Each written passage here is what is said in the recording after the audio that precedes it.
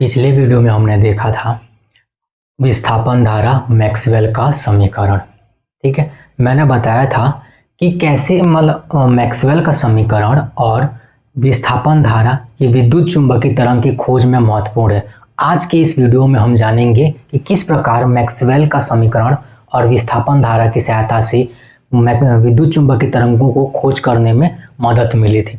साथ ही विद्युत चुंबकीय तरंगों में क्या क्या गुण होते हैं, ये तरंगें किस प्रकार का होता है, ये सारी चीज़ें हम लोग आज के इस वीडियो में चर्चा करेंगे। तो सबसे पहले शुरुआत करते हैं मैक्सवेल के समीकरण और विस्थापन धारा से कैसे विद्युत चुंबकीय तरंगों की खोज का रास्ता साफ हुआ। ठीक है, समझते हैं। जैसे देखो, सबसे पहले हम मैक्सवेल का समीकरण देखते हैं, वहां से समझने की कोशिश करते हैं। देखो, मैक्सवेल के 4 समीकरण में 2 समीकरण बहुत इंपॉर्टेंट थे जिसकी सहायता से विद्युत चुंबकीय तरंगों की खोज का रास्ता साफ हुआ। क्या थे? देखो, एक समीकरण हमने लिखा था B.dl बराबर क्या लिखा था हमने, μ0 IC plus epsilon not d∅b/dt। एक समीकरण हमने ये लिखा था, ठीक है, और एक समीकरण हमने क्या लिखा था, integration E.dl is equal to क्या लिखा था, माइनस d∅b। अच्छा रुको,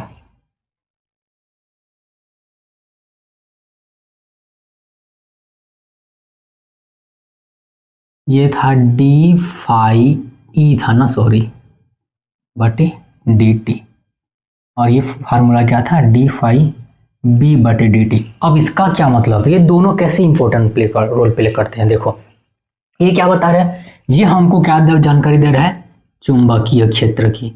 ठीक है भाई, और यहां से क्या पता चल रहा है, ये क्या चीज है, वैद्युत क्षेत्र या वैद्युत फ्लक्स। तो यहाँ पे क्या पता चल रहा है, विद्युत क्षेत्र में परिवर्तन को दिखा रहा है। विद्युत क्षेत्र का है या विद्युत फ्लक्स में परिवर्तन।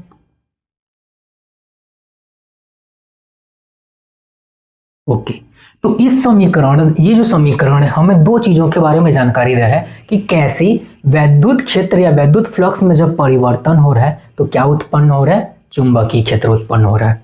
ठीक है, दूसरा, इस समीकरण को देखो, यहां पे ये क्या चीज है, ये हम लोगों का विद्युत क्षेत्र है।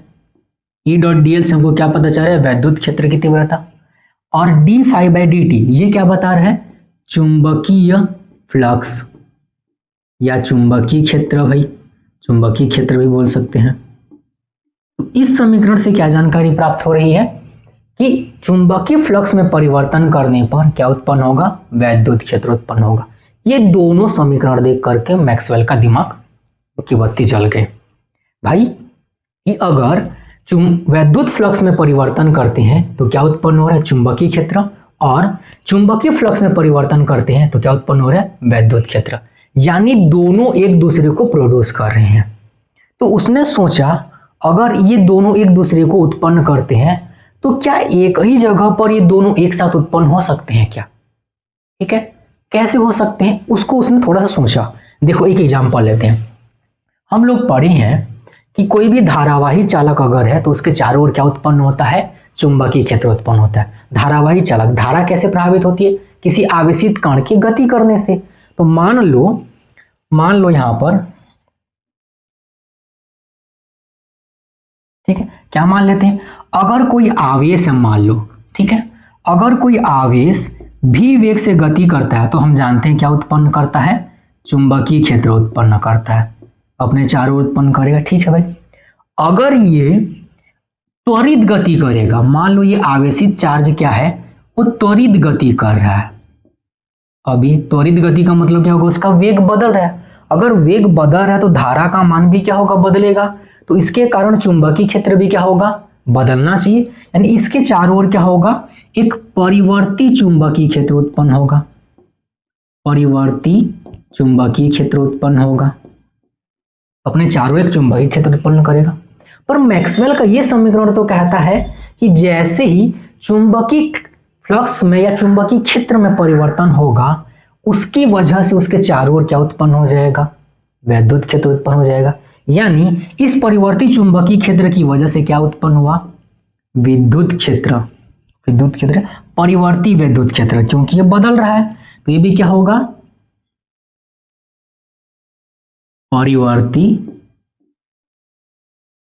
विद्युत क्षेत्र। ओके भाई, ये निकलेगा। अब बताओ फिर ये समीकरण तो कहता है कि अगर वैद्युत क्षेत्र में परिवर्तन होता है या वैद्युत फ्लक्स में परिवर्तन होता है तो क्या उत्पन्न हो जाएगा, चुंबकीय क्षेत्र। तो इसके चारों ओर फिर से क्या उत्पन्न हो जाएगा भाई, चुंबकीय क्षेत्र उत्पन्न हो जाएगा, जो कैसा होगा, परिवर्ती होगा, बदलते रहेगा या ऑसिलेट कर रहा है। फिर ये चुंबकीय क्षेत्र क्या करेगा, फिर से वैद्युत क्षेत्र प्रोड्यूस करेगा, वैद्युत क्षेत्र प्रोड्यूस करेगा और ये प्रक्रिया इसी तरीके से चलती रहेगी। यानी एक साथ एक ही जगह पर क्या हो रहा होगा, वैद्युत क्षेत्र उत्पन्न होगा, वैद्युत क्षेत्र की वजह से चुंबकीय क्षेत्र, चुंबकीय क्षेत्र की वजह से फिर से वैद्युत क्षेत्र। इससे क्या होगा, माध्यम में एक डिस्टरबेंस पैदा होगा और माध्यम में डिस्टरबेंस को हम क्या कहते हैं, तरंग कहते हैं। तो इसका मतलब इस घटना से क्या होगा, वहां माध्यम में एक तरंग पैदा होगा जिसमें वैद्युत क्षेत्र भी परिवर्तित हो रहा है, चुंबकीय क्षेत्र भी परिवर्तित, दोनों एक साथ ऑसिलेट कर रहे हैं। ठीक है, उस तरंग को उसने क्या कहा, विद्युत चुंबकीय तरंग। यानी प्रिडिक्ट किया, उसने खोजा नहीं था, सिर्फ प्रिडिक्ट किया कि ऐसा पॉसिबल है। अगर वैद्युत क्षेत्र से परिवर्तन से चुंबकीय क्षेत्र उत्पन्न होता है और चुंबकीय क्षेत्र में परिवर्तन करें तो वैद्युत क्षेत्र उत्पन्न अगर होता है तो एक जगह अगर दोनों एक साथ एक दूसरे को प्रोड्यूस करें तो उस स्थिति में माध्यम में एक विक्षोभ पैदा होगा, यानी कि तरंग पैदा होगा जिसमें दोनों एक साथ ऑसिलेट कर रहे होंगे। उस तरंग का नाम क्या कहा गया, विद्युत चुंबकीय तरंग। जैसे यहां पर देखो, इस चित्र में आप इसको देख पा रहे हो, ये क्या हम लोगों का एक एसी करंट, यानी जिसका धारा का मान क्या होता रहता है, बदलते रहता है। तो धारा का मान बदलने से इसके चारों ओर क्या उत्पन्न होगा, एक चुंबकीय क्षेत्र उत्पन्न होगा। ये चुंबकीय क्षेत्र क्या होगा भाई, B0 जो होगा क्या, परिवर्तित होगा, बदलेगा। तो इसके कारण इसके चारों ओर फिर से क्या उत्पन्न होगा, इसके लंबवत उत्पन्न हो गया क्या, E0, यानी कि वैद्युत क्षेत्र। इस वैद्युत क्षेत्र की वजह से वापस क्या उत्पन्न हो गया, चुंबकीय क्षेत्र। फिर इस चुंबकीय क्षेत्र की वजह से वापस वैद्युत क्षेत्र, फिर वैद्युत क्षेत्र की वजह से चुंबकीय क्षेत्र, चुंबकीय क्षेत्र की वजह से वैद्युत क्षेत्र उत्पन्न हो गया। इस तरीके से माध्यम में एक ही जगह पर क्या होगा, वैद्युत क्षेत्र और चुंबकीय क्षेत्र एक दूसरे के लंबवत तल में ऑसिलेट करेंगे। इसको हम क्या कहते हैं, विद्युत चुंबकीय तरंग। समझ में आ गया। देखो ये किस प्रकार से, अगर मैं इसको ऐसे रखूं तो ये वाला जो है ऐसे ऑसिलेट कर रहा है, यहां पर ऐसे, मतलब इधर और इधर ऑसिलेट कर रहा है, और ये वाला जो है वो क्या कर, ऊपर नीचे ऑसिलेट कर रहा है। और इसी तरीके से देखो ये आगे बढ़ते जा रहे हैं। क्लियर हो गया। तो अगर हम इसको देखें तो ये कुछ इस प्रकार से होंगे। यहां पर देखो, यहाँ पे क्या हो रहा है, एक है मैग्नेटिक फील्ड। मैग्नेटिक फील्ड कैसे हो रहा है, ऊपर ऑसिलेट कर रहा है, यानी ऊपर नीचे इस तरीके से। ठीक है, और दूसरा वाला क्या होगा, इस तल में। देखो एक है इस प्लेन में, यानी इसको अगर मैं एक्स अक्ष मानूं तो एक्स अक्ष में वो ऐसे ऐसे एक ही जगह पर हुआ। ठीक, और मैग्नेटिक फील्ड क्या हो रहा है, ऊपर में ऐसे ऊपर नीचे ऑसिलेट हो रहा है, पर दोनों एक ही जगह पर नहीं, उसके साथ साथ क्या हो रहे हैं, इधर जेड अक्ष में संचारण कर रहे हैं, दोनों के लंबवत तल में। यानी क्या हो गया, इधर ऊपर नीचे ऑसिलेट करते करते ये आगे बढ़ेगा, ये ऐसे ऑसिलेट करते हुए आगे बढ़ रहा है। यानी दोनों क्या है, एक दूसरे के तल के लंबवत हैं, और जो संचरण की दिशा है, जिस दिशा में ये आगे बढ़ रहे वो भी क्या है, इन दोनों के लंबवत होगा। उसने ऐसा प्रिडिक्शन दिया था। ठीक है, ये तीनों एक दूसरे के तल के लंबवत होगी, ये उसके समीकरण से पता चला था, जो समीकरण उसने दिया था। क्लियर हो गया। तो इसे कहते हैं हम लोग विद्युत चुंबकीय तरंग। मैक्सवेल ने सिर्फ प्रिडिक्शन किया था कि ऐसा हो सकता है। इसको खोजा किसने था, तो खोजा था इसको हेनरिक हर्ट्ज ने। किसने खोजा था, हर्ट्ज ने। तो अगर आप चाहो तो इसको लिखना, क्या खोज किया था, खोज करता है हर्ट्ज।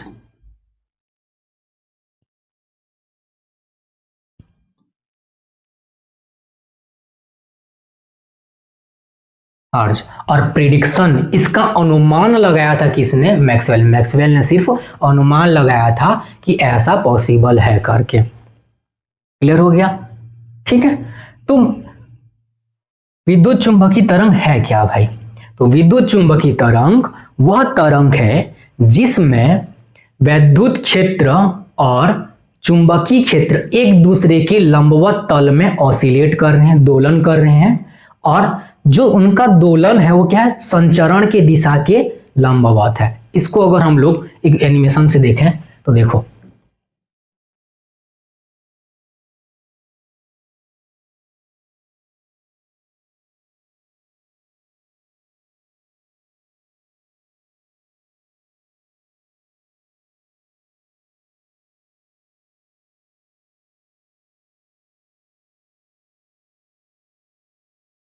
इसमें देखो यहाँ पे दिखाई दे रहा है, ये क्या हो रहा है? देखो एक जो फील्ड है वो क्या हो रहा है? ऊपर में, ये देखो ये ऊपर से नीचे ऑसिलेट कर रहा है, ऐसे ऊपर से नीचे, और ये नीचे वाला देखो वो कैसे ऑसिलेट कर रहा है? ऐसे ऐसे, इस डायरेक्शन में इस तरीके से ऐसे ऑसिलेट कर रहा है, और एक ऊपर से नीचे ऑसिलेट कर रहा है, और दोनों ऐसे ऑसिलेट करते हुए क्या हो रहा है? आगे बढ़ रहा है। ये वाला ऊपर नीचे ऑसिलेट करते हुए ऐसे आगे बढ़ रहा है, ठीक है, और ये वाला क्या हो रहा है? ऐसे ऐसे ऑसिलेट करते हुए आगे बढ़ रहा है। अगर इसको इमेजिन करो तो एक ऐसे है, एक जो ऊपर है, ऊपर ऐसे ऐसे ऑसिलेट कर रहा है, और एक ऐसे ऐसे। तो अब दोनों को एक साथ इमेजिन करो, ऐसे ऐसे ऐसे ऐसे करते करते ये आगे बढ़ रहा है।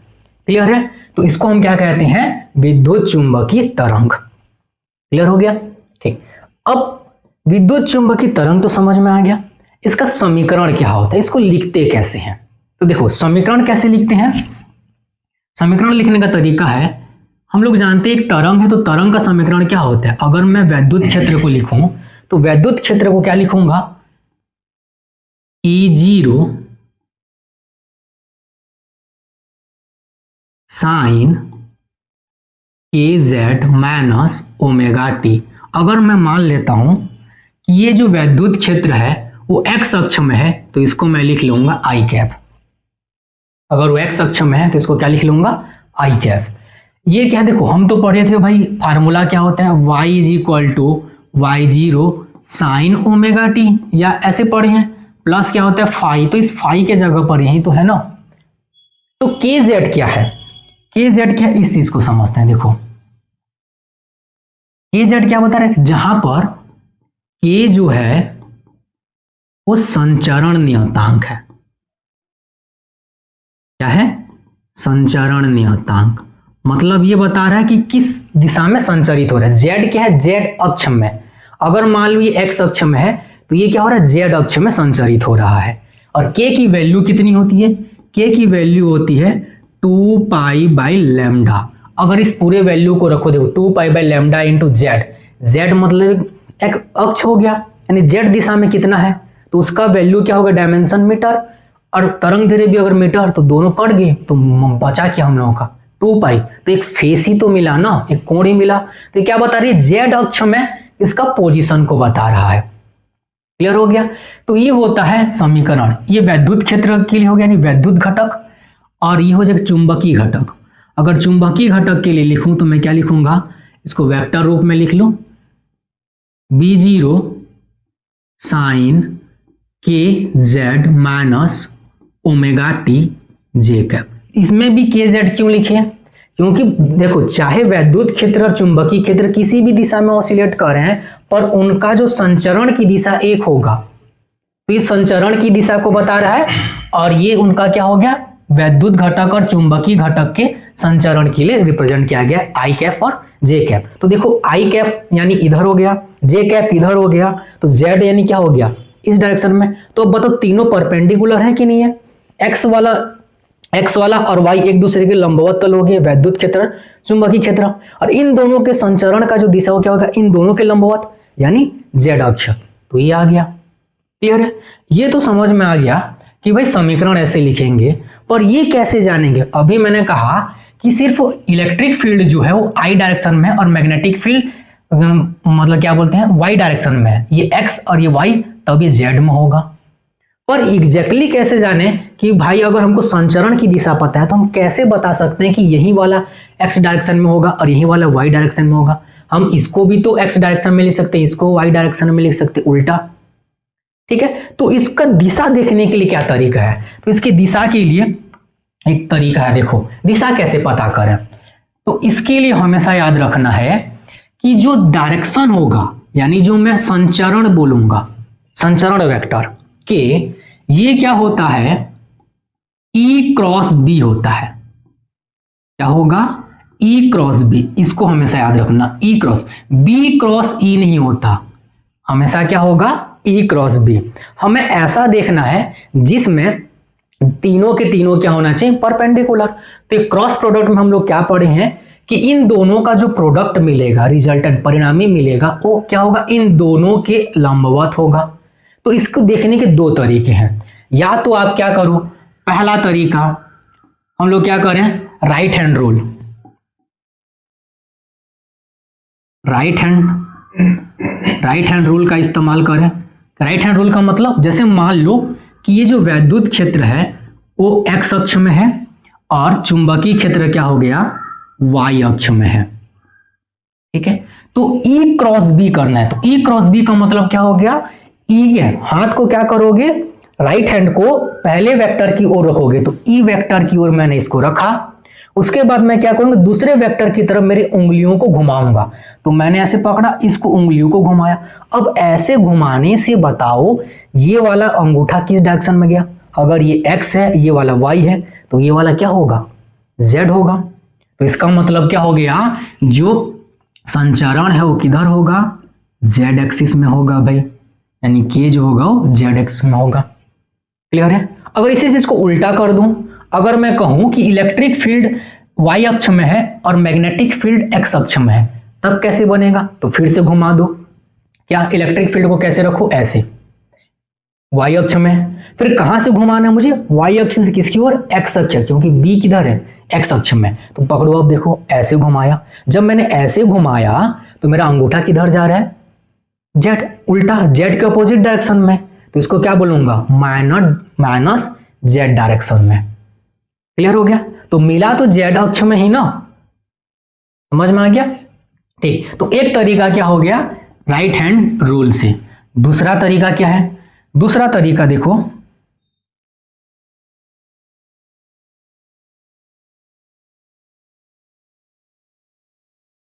ठीक है, दूसरा तरीका क्या, वेक्टर नियम, क्रॉस प्रोडक्ट हम लोग पढ़े हैं ना, सदिश गुणा। सदिश गुणा में हमने क्या पढ़ा है, ये वाला फार्मूला हम लोगों ने पढ़ा होगा कि I क्रॉस J बराबर क्या मिलता है, K।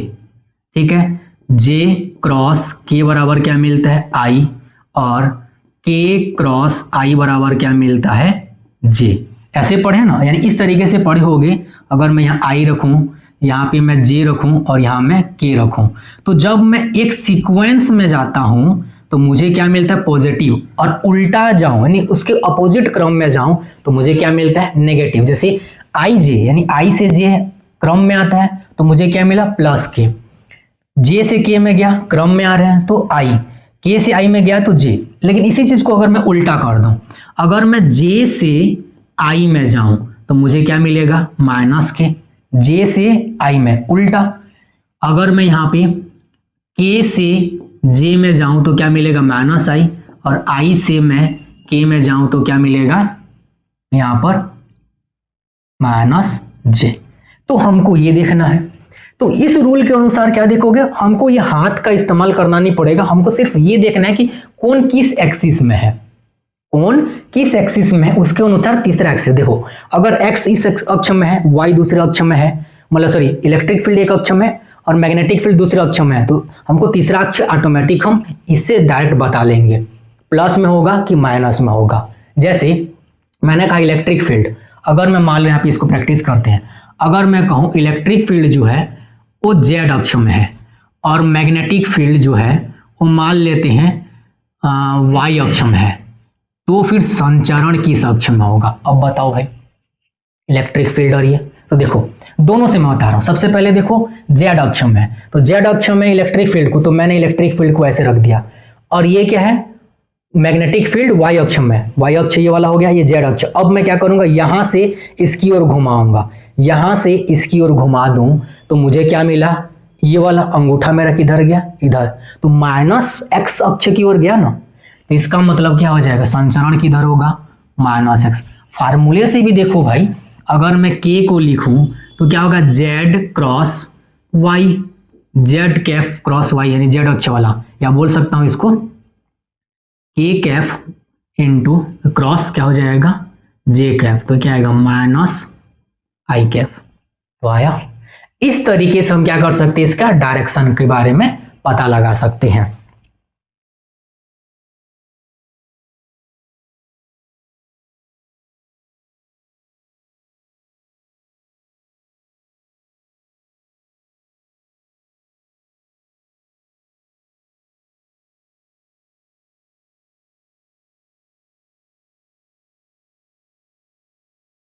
ठीक है, तो ये तो समझ में आ गया कि किस तरीके से हम लोग उसका डायरेक्शन पता लगाएं। ये बहुत इंपॉर्टेंट है। अगर आप इसकी जब कंपटीशन एग्जाम में बैठेंगे तो ये आपको पूछेगा, या अभी 1 नंबर के क्वेश्चन में भी पूछ सकता है कि डायरेक्शन बताओ। अगर ये एक्स अक्ष में, ये वाई अक्ष में, ये जेड अक्ष में, कोई भी किसी भी 2 अक्ष का मान दिया है तो तीसरा वाला क्या होगा। एक तरीका था इलेक्ट्रिक फील्ड और मैग्नेटिक फील्ड के बारे में बता करके, ठीक है, इलेक्ट्रिक फील्ड और मैग्नेटिक फील्ड के बारे में बता करके। अगर मैं इलेक्ट्रिक और मैग्नेटिक फील्ड ना देकर के एक और तरीके से ही पूछ सकते हैं। कैसे, मान लो अगर मैं कहता हूं कि जो संचरण है, वेव जो है वो संचरित कर रहा है एक्स अक्ष में, तब इलेक्ट्रिक फील्ड और मैग्नेटिक फील्ड की दिशा बताइए, दिशा क्या होगी। अब ऐसा क्वेश्चन हो गया। अब इसमें सिर्फ संचरण की दिशा दे दिया है लेकिन हमको बाकी नहीं दिया है। तो हम जानते हैं कि संचरण के लंबवत होंगे इलेक्ट्रिक और मैग्नेटिक, तो किस में होगा, कौन से डायरेक्शन में ई होगा और कौन से में आपका बी होगा। तो इसके लिए क्या करेंगे, देखो सोचो, हमारे पास क्या है एक्स, यानी के इज इक्वल टू हम लोग क्या पढ़े हैं, इलेक्ट्रिक फील्ड और मैग्नेटिक फील्ड का क्रॉस प्रोडक्ट। हमारे पास क्रॉस प्रोडक्ट क्या आ रहा है, एक्स। तो मुझे बताओ एक्स कब आएगा, यहां पर देखो एक्स कब आ रहा है, यानी आई एक्स माने आई कैफ, ये तो आई कैफ कौन से कब मिलेगा, जब ये क्या होगा जे क्रॉस के, जे यानी क्या हो गया ये वाई, तो इलेक्ट्रिक फील्ड क्या होगा वाई अक्ष में होगा भाई। तो इसलिए ये तभी मिलेगा जब ये जे क्रॉस के होंगे, यानी कि इलेक्ट्रिक फील्ड जो है वो क्या होगा, वो ऐसे लिखेंगे वाई अक्ष में, और मैग्नेटिक फील्ड क्या होगा, मैग्नेटिक फील्ड होगा तुम्हारा जेड अक्ष में। क्लियर हो गया। तो इस तरीके से हम लोग पता लगाएंगे। अगर हमको संचरण की दिशा दी है तो ऐसे पता लगाएं। एक और ट्राई करते हैं, जैसे मान लो यदि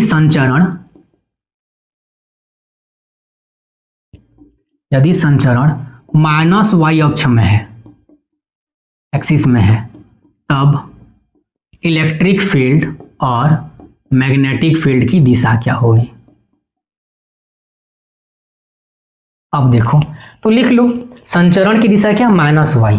तो भाई इसके अनुसार देखो के इज इक्वल टू क्या जानते हैं, ई क्रॉस बी।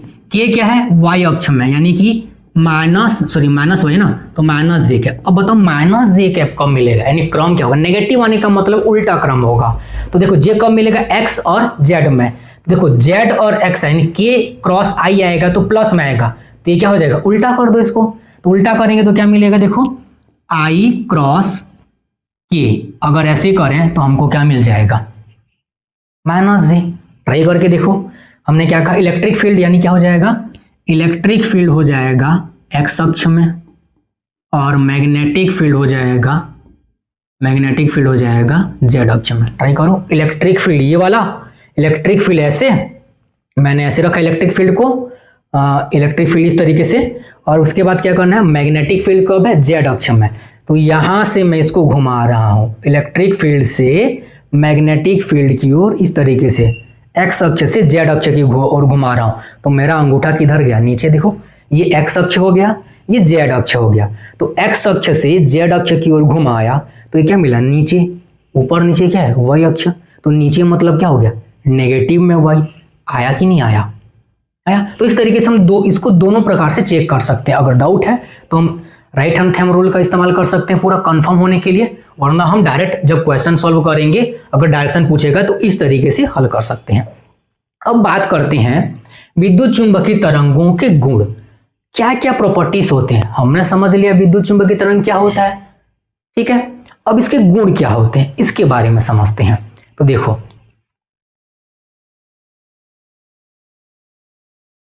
विद्युत चुंबकीय तरंगों के गुण।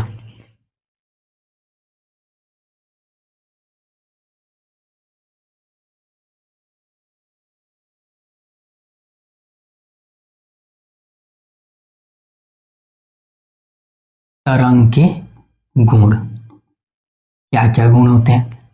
सबसे पहला चीज ये समझते, हमने देखा कि ये विद्युत चुंबकीय तरंग उत्पन्न कैसे होते हैं। अभी मैंने क्या बताया कि जब कोई आवेशित चालक आवेशित कण त्वरित गति करता है, देखो अगर कांस्टेंट वेग से जाएगा तो सिर्फ और सिर्फ क्या उत्पन्न करता है, चुंबकीय क्षेत्र, ठीक है। लेकिन वो त्वरित गति करेगा तो क्या करेगा, विद्युत चुंबकीय तरंग उत्पन्न। ये ऐसे ही बताया था। देखो अगर कोई आवेशित चालक है, ठीक है, अगर आवेशित चालक अगर स्थिर है तो आवेश अगर स्थिर है तो हमेशा इलेक्ट्रिक फील्ड प्रोड्यूस करता है। अगर वो गतिशील है तो यहां दो कंडीशन है भाई, गतिशील है तो दो कंडीशन, क्या, अगर वो क्या है, नियत वेग से है, नियत वेग से गति कर रहा है तो क्या करेगा, इलेक्ट्रिक फील्ड और मैग्नेटिक फील्ड दोनों प्रोड्यूस करेगा। अगर वो त्वरित गति करता है तो क्या करेगा, वो इलेक्ट्रिक फील्ड, मैग्नेटिक फील्ड, इसके साथ साथ क्या करेगा, विद्युत चुंबकीय तरंग, ये तीनों को प्रोड्यूस करता है। क्लियर हो गया, तीनों को प्रोड्यूस करेगा, तो ये याद रखना है। तो इसका तो उत्पत्ति कैसे हुआ, ठीक है। तो अगर हमें पूछा जाए कि विद्युत चुंबकीय तरंग कैसे उत्पन्न होता है, तो विद्युत चुंबकीय तरंग उत्पत्ति का रीजन क्या है, त्वरित आवेश। तो क्या होता है, यह त्वरित आवेश के कारण उत्पन्न होता है।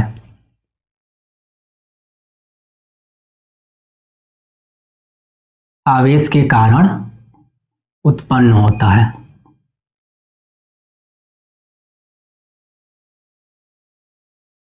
ठीक है भाई, दूसरा पॉइंट, दूसरा समझते हैं, उत्पत्ति किस प्रकार से हुआ।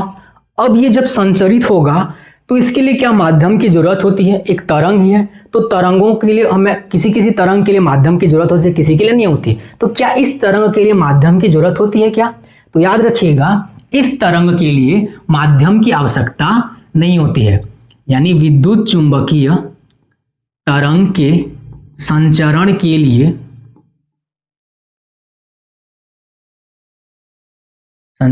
लिए क्या होगा, माध्यम की आवश्यकता नहीं होती।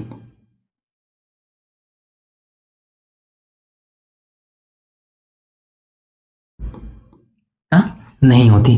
अगर माध्यम की आवश्यकता नहीं होती है तो इसका मतलब क्या हो गया, इसका मतलब है ये निर्वात में भी गमन कर सकता है, अर्थात निर्वात में भी गमन करता है,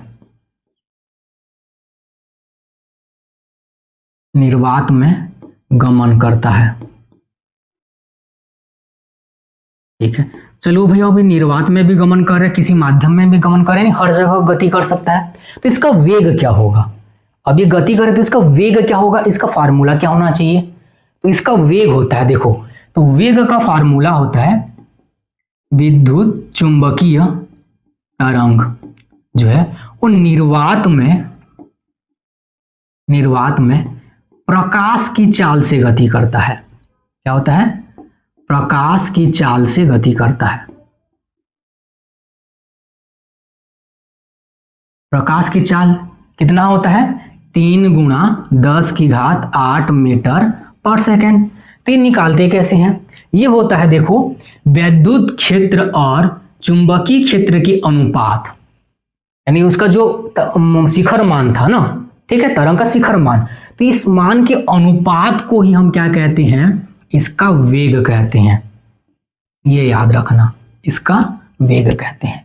यानी विद्युत चुंबकीय तरंग का जो वेग का फार्मूला आ गया, सी आया, वो कितना आया, E/B बराबर क्या है, C। यानी ये आ जाएगा, अगर मैं इलेक्ट्रिक फील्ड को लिखूं तो क्या आ जाएगा, वैद्युत क्षेत्र C × B। इसका क्या मतलब है कि इससे ये पता चल रहा है कि जो इलेक्ट्रिक फील्ड होता है वो बड़ा होता है मैग्नेटिक फील्ड से। यानी विद्युत चुंबकीय तरंग में तो दोनों चीजें हैं, वैद्युत घटक भी है और चुंबकीय घटक भी है, पर सबसे ज्यादा कौन है? C टाइम्स ज्यादा है, इसका मतलब बहुत ज्यादा है। तो विद्युत चुंबकीय तरंग में विद्युतीय गुण सबसे ज्यादा होता है, विद्युत का घटक सबसे ज्यादा होगा, चुंबकीय घटक कम होता है।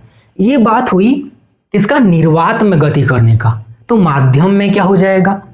याद रखना, माध्यम के लिए अगर देखें तो माध्यम में क्या जाएगा?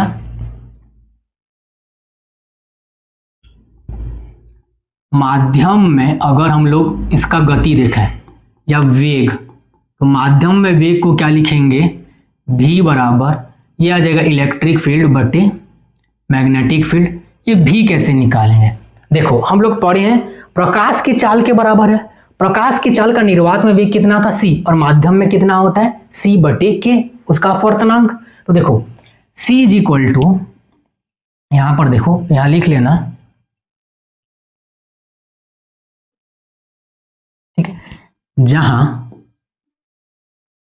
c इज इक्वल टू होता है 1/वर्गमूल में म्यू 0 इंटू एप्सिलॉन नॉट 0। ये बहुत इंपॉर्टेंट होता है, ये ऑप्शनल क्वेश्चन में बहुत पूछता है, ठीक है। ये डायमेंशन फार्मूला में ही पूछता है कि 1/वर्गमूल म्यू 0 एप्सिलॉन नॉट 0, इसका विमा क्या होगा। तो अब इसको देखेंगे तो इसका निकालेंगे अलग से, इसका निकालेंगे अलग से, दोनों को गुणा करेंगे, उसके बाद हम लोग डायमेंशन देखेंगे, बहुत होगा।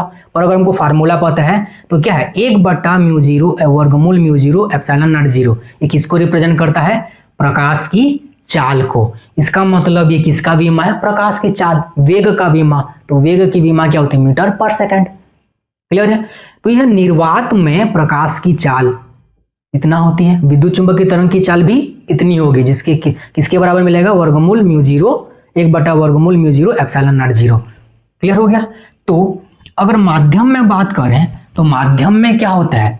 माध्यम में अगर हम लोग C देखें, प्रकाश की चाल, ठीक है, माध्यम में अगर हम प्रकाश की चाल देखें तो v बराबर क्या होगा? 1/वर्गमूल म्यू इंटू एप्सिलॉन होगा ओनली, ठीक है। देखो जहां पर पहले क्या था? म्यू 0 एप्सिलॉन नॉट 0, जीरो वाला टर्म्स क्या बताता है? निर्वात को रिप्रेजेंट करता है, और ये किसको रिप्रेजेंट करता है? माध्यम को। जहां म्यू का मतलब क्या हो गया? माध्यम का चुंबकनशीलता, और एप्सिलॉन नॉट को क्या कहते हैं? माध्यम का विद्युतशीलता, ठीक है। और म्यू नॉट, अगर नॉट लगाएं तो क्या हो जाएगा? निर्वात को रिप्रेजेंट करेगा। तो माध्यम में, और ये फार्मूला हमेशा होता है म्यू बराबर होगा म्यू आर इंटू म्यू 0, जहां पर म्यू आर क्या होता है? सापेक्षिक चुंबकनशीलता।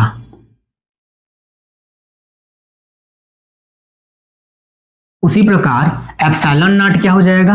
एप्सिलॉन नॉट को लिखेंगे epsilon R into epsilon naught, जहां एप्सिलॉन आर क्या हो जाएगा?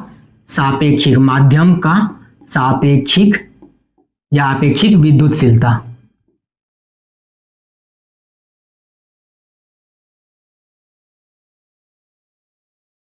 ठीक है, आपेक्षिक लिखना चाहिए इसको,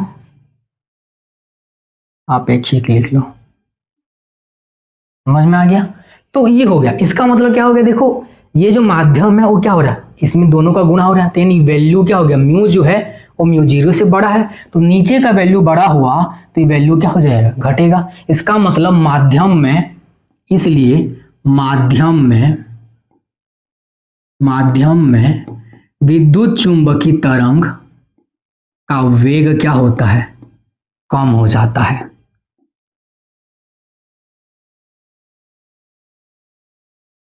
क्लियर है? तो इस फार्मूले को हम लिख सकते हैं v बराबर e बटे v, और v की वैल्यू कितना था? 1/वर्गमूल में म्यू एप्सिलॉन। क्लियर हो गया? तो ये किसी माध्यम में इसकी चाल इस प्रकार से होगी, और निर्वात में चाल इस प्रकार से होगी। कौन कौन से प्रॉपर्टी देखे? 3 प्रॉपर्टी। किस वजह से उत्पन्न होता है पता चल गया, और कहाँ पे गमन करता है? गमन के लिए क्या माध्यम की आवश्यकता होती है? नहीं होती है। अगर नहीं होती तो इसका अलग अलग माध्यम में किस प्रकार से उसका चाल होगा ये देखिए। उसके बाद देखो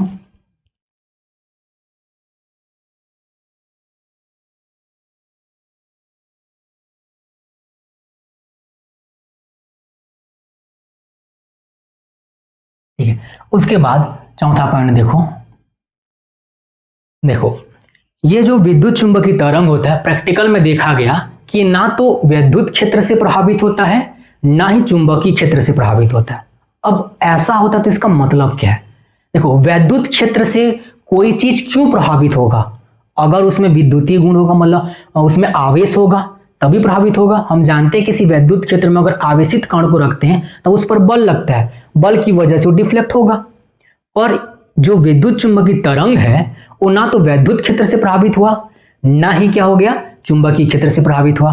और हम लोग दोनों को पढ़े हैं कि जो आवेशित कण होता है वो विद्युत क्षेत्र से भी प्रभावित होता है और चुंबकीय क्षेत्र से भी प्रभावित होता है। उस पर बल लगता है, आवेशित कण पर विद्युत बल लगता है, ये पढ़े हो ना। आवेशित कण पर जो विद्युत बल लगता है F वो क्या होता है QE के बराबर, और जो चुंबकीय बल लगता है वो पढ़े होंगे FB बराबर, ये पढ़े होंगे QVB साइन थीटा वाला फार्मूला, ये पढ़े ना। तो आवेशित कण पर दोनों के प्रभाव पड़ता है, दोनों का प्रभाव पड़ता है, दोनों के बुक्का बल लगता है। लेकिन विद्युत चुंबकीय तरंग पर न तो इसका बल लग रहा है न ही चुंबकीय क्षेत्र के पर प्रभावित हो रहा है, दोनों से प्रभाव नहीं पड़ रहा है। इसका मतलब क्या है? उसमें कोई भी आवेश नहीं है। तो यहां से हम निष्कर्ष लगा सकते हैं क्या कि जो विद्युत चुंबकीय तरंग होता है वो आवेश रहित होता है। विद्युत चुंबकीय तरंग में कोई आवेश नहीं होता।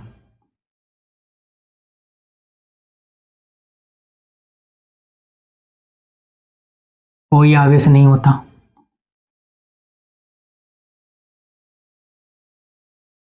ठीक है, ये समझ में आ गया। इसके बाद देखते हैं, ठीक है, कोई आवेश नहीं होता।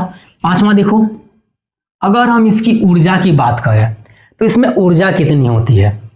ठीक है, ऊर्जा की बात करें तो विद्युत चुंबकीय तरंग की जो ऊर्जा होती है उसमें दोनों के घटक हैं। कौन कौन से? चुंबकीय घटक और विद्युत घटक। चुंबकीय घटक के लिए जो ऊर्जा होगी वो कितनी होती है? 1/2 B का स्क्वायर बटे μ0। और जो विद्युत घटक होता है वो कितना होता है? ये होता है 1/2 एप्सिलॉन नॉट E स्क्वायर। ये कैसे याद रखोगे? देखो इसमें क्या होता है, बी वाले में ये वाला फार्मूला पढ़े होगे, बी वाले में μ0/4π वाला, तो इसमें याद रखना इसको इधर लाना है।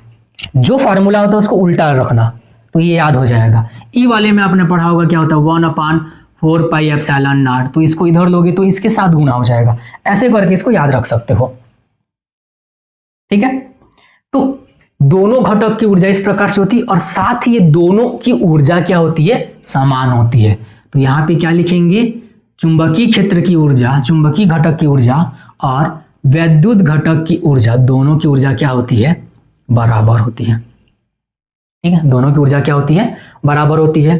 तो इसका घनत्व तो क्या निकाले, औसत ऊर्जा निकालें, कुल ऊर्जा अगर निकालें तो क्या हो जाएगा? तो चुंबकीय तरंग का, विद्युत चुंबकीय तरंग का कुल ऊर्जा अगर मैं निकालूं U टोटल, तो क्या हो जाएगा? इन दोनों को जोड़ो, दोनों का क्या है? अगर इन दोनों को जोड़ें तो देखो दोनों बराबर है, तो बराबर है तो क्या हो जाएगा? अगर लिखूं तो क्या हो जाएगा? UB प्लस UE, दोनों तो बराबर है तो इसको क्या मैं लिख सकता हूं? 2UB ऐसे लिख सकता हूं ना। तो UB का मतलब कितना है? इसका दुगना, तो दुगना करें तो कितना आ जाएगा? B स्क्वायर बाई μ0 ऐसे लिख सकते हैं। या इसके रूप में लिखूं तो क्या आ जाएगा? एप्सिलॉन नॉट E स्क्वायर, ये दो हट जाएगा। क्लियर है? ये आ गया इसकी कुल ऊर्जा। ठीक है, कुल ऊर्जा। तीव्रता क्या होती है? तो याद रखना, तीव्रता भी याद रख लो, ये फार्मूला कंपटीशन के लिए बहुत काम आने वाला है। ठीक है, देखो तो तीव्रता कितनी होती है? तीव्रता होती है I इक्वल टू ये 1/2 epsilon not E square into C। यानी जो भी एनर्जी है उसमें c को मल्टीप्लाई करो तो तुमको तीव्रता मिल जाएगी। तीव्रता का डेफिनेशन होता है, क्या होता है डेफिनेशन, कि लंबवत दिशा में, ठीक है, विद्युत चुंबकीय तरंग के संचरण के लंबवत दिशा में क्या होता है, एकांक क्षेत्रफल से प्रति सेकंड प्रभावित ऊर्जा, एकांक क्षेत्रफल से प्रति सेकंड प्रभावित ऊर्जा को हम क्या कहते हैं, उसकी तीव्रता। इसको निकालोगे तो आपको ये मिलेगा 1/2 epsilon naught E square into C, यानी इसमें सी का मल्टीप्लाई, या ऐसे लिख सकते हो इसको, इसमें भी सी का मल्टीप्लाई करो तो ये क्या हो जाएगा 1/2 बी स्क्वायर बटे म्यू जीरो इंटू क्या आ जाएगा सी, ये आ जाएगा तीव्रता का फार्मूला, ठीक है। तो इसका मतलब इस जो तरंग है उसमें ऊर्जा भी होती है, तो इसका मतलब क्या करेगा, ऊर्जा को प्रभावित करते हैं, यानी ऊर्जा को एक जगह से दूसरे जगह ट्रांसफर करते हैं, क्योंकि भाई ये संचरित होकर के एक जगह से दूसरे जगह जा रहे हैं, इसके साथ ऊर्जा होती है, इसलिए ऊर्जा का भी क्या होगा, स्थानांतरण होता है, ऊर्जा का भी स्थानांतरण होता है। इसका संवेग कितना होता है, संवेग कितना होगा, तो संवेग 7वां पॉइंट यहीं पे लिख लो, संवेग का फार्मूला होता है, संवेग होता है आपका ऊर्जा बटे सी, तो जो भी ऊर्जा निकला उसमें सी का भाग दे दो तो ये क्या आ जाएगा 1/2 बी स्क्वायर बटे म्यू जीरो सी, और ये क्या आ जाएगा, यहाँ पे सी का भाग दें तो 1/2 एप्सिलॉन नॉट ई स्क्वायर बटे सी, ये आ जाएगा। तो हमें ये याद रखना है, संवेग होता है ऊर्जा बटे सी, तीव्रता होगा ऊर्जा में सी को मल्टीप्लाई करके निकाल लो, ये आंसर आ जाएगा। इतना हो गया, ये कुछ इंपॉर्टेंट थे।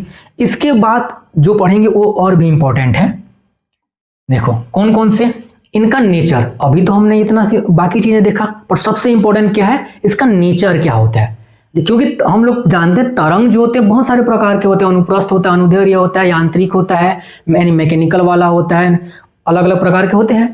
तो ये किस प्रकार का तरंग है, ठीक है, ये भी बहुत पूछता है, और ये 1 नंबर के क्वेश्चन में आने के चांसेस बहुत है कि विद्युत चुंबकीय तरंग जो है वो किस प्रकार का तरंग है, ठीक है। तो विद्युत चुंबकीय तरंग जो है, देखो अगर हम लोग वेव को देखें तो वेव के 2 नेचर होते हैं, 2 प्रकार से हम लोग बांटेंगे। एक को बोलते हैं ट्रांसवर्स, यानी इसको बोलते हैं अनुप्रस्थ, ठीक है, और लॉन्गिट्यूडनल इसको बोलते हैं अनुदैर्ध्य। अब इसका क्या मतलब है, देखो अनुप्रस्थ तरंग वो तरंग होता है जिसमें जो दोलन हो रहा है, यानी जो कण है वो क्या करेंगे, संचरण के लंबवत दिशा में दोलन करेंगे, ठीक है। अगर मान लो जो तरंग है वो इस दिशा में संचरित हो रहा है तो माध्यम के कण क्या होंगे, उसके लंबवत तल में संचरित होंगे, यानी ऊपर नीचे। देखो यहाँ पे क्या हो रहा है, वेव जो है वो इस दिशा में जा रहा है, लेकिन जो माध्यम के कण वो कैसे हो रहे हैं, ऊपर नीचे। देखो ये कण है ना, ये ऊपर जा रहा है, नीचे आ रहा है, तो तरंग गया इस डायरेक्शन में और कण क्या हो रहे हैं, ऊपर नीचे, इस दिशा में ऊपर नीचे ऐसे ऑसिलेट कर रहे हैं। तो इस प्रकार के, यानी कि जो संचरण की दिशा और दोलन की दिशा दोनों क्या होते हैं, लंबवत। तो अनुप्रस्थ में क्या होता है, अनुप्रस्थ में दोलन की जो दिशा होती है वो लंबवत होती है, किसके, संचरण की दिशा के। अगर ऐसा किसी तरंग में है तो उसको हम क्या कहते हैं, अनुप्रस्थ।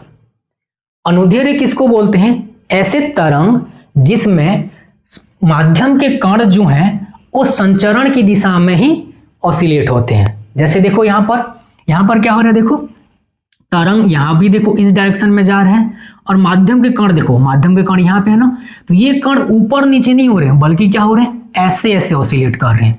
यानी ये कण यहाँ पे था पहले, फिर वो यहाँ पे चला गया, फिर यहाँ पे चला गया, इस तरीके से वो आगे बढ़ रहे हैं, इस तरीके से आगे बढ़ रहे हैं। जैसे स्प्रिंग होता है, स्प्रिंग को देखना, दबा देना या खींचना, तो क्या होगा, माध्यम पहले दबाएंगे छोड़ेंगे तो क्या होगा, पहले इधर जाएगा फिर वापस आएगा, तो जो कण क्या हो रहे हैं उसी जगह पर आगे पीछे से कंपन कर रहे हैं।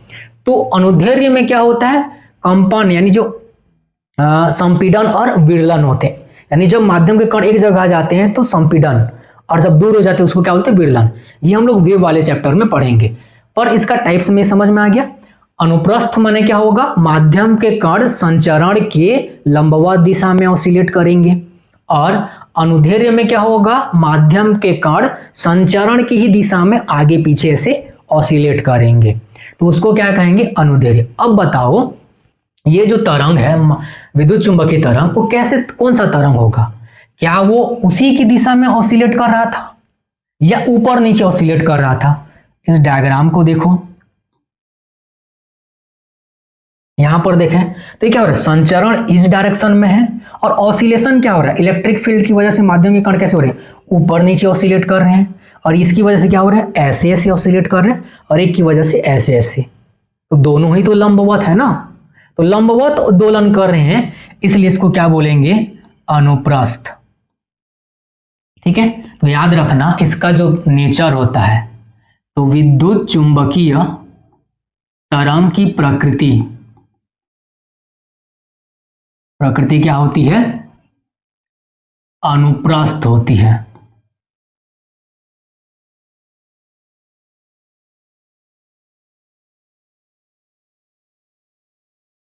ठीक है भाई, अनुप्रस्थ होती है। अब इसमें और क्या क्या गुण होते हैं, तो विद्युत चुंबकीय तरंग में बाकी जैसे तरंग होते हैं उनका विवर्तन होता है, व्यतिकरण होता है, परावर्तन होता है, अपवर्तन की घटना होती है, ये सारी घटना होती है, और एक ध्रुवण भी होता है। तो ये याद रखना, विद्युत चुंबकीय तरंग में परावर्तन,